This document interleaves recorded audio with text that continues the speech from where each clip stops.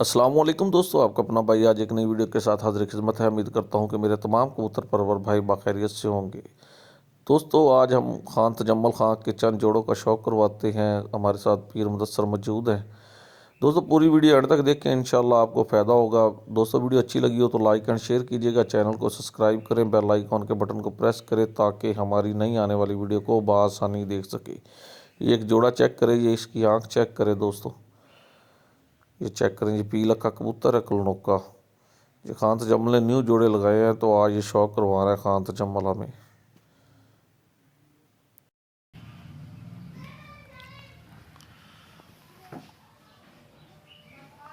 पार तो शाम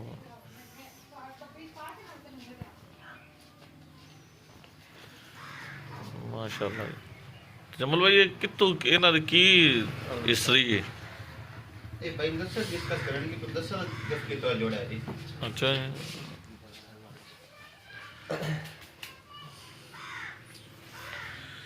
फिर ये कबूतर है इंदे है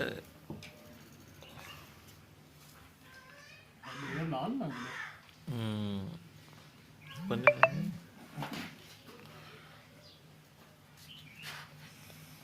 पार पीर जी चक्र है।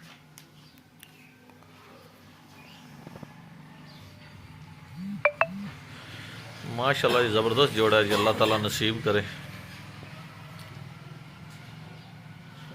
उस्ताद तनवीर भी हमारे साथ शौक करते हो। उस्ताद की समझ आती तुहानू? माशाल्लाह चंगा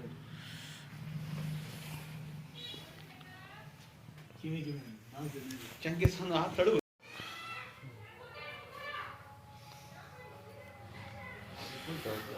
इसे कबूतर दी पट्टी है जी और कबूतर दी मां है। एक कबूतर ने आप देखी ली ओके मां। हां जी उस्ताद जी हाँ सुबह 10 से इनकी करनी किवें फिर? इनकी करनी बराबर है तकरीबन। एदली करनी बड़ी है, एदली करनी बराबर पड़ती है। ये भी बड़ी है, ये भी बड़ी है।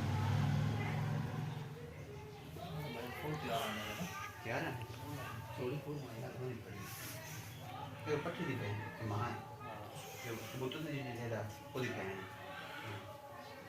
तो अडर मुझे पट्टी है ओदी मां है ये तुसी घुमा दे अच्छा हां ओदी मां चपड़ी दी तो ये कबूतर भाई तजम्मल कितने?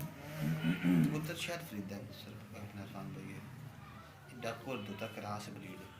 अच्छा ये कितना साल होएगा इस साई? आज कबूतर आप वेख जटियां वाला तनवीर इन्हें नाल है कि नहीं सेम इंडिया का शौक नो का थोड़ी काली है ज्यादा होंदी।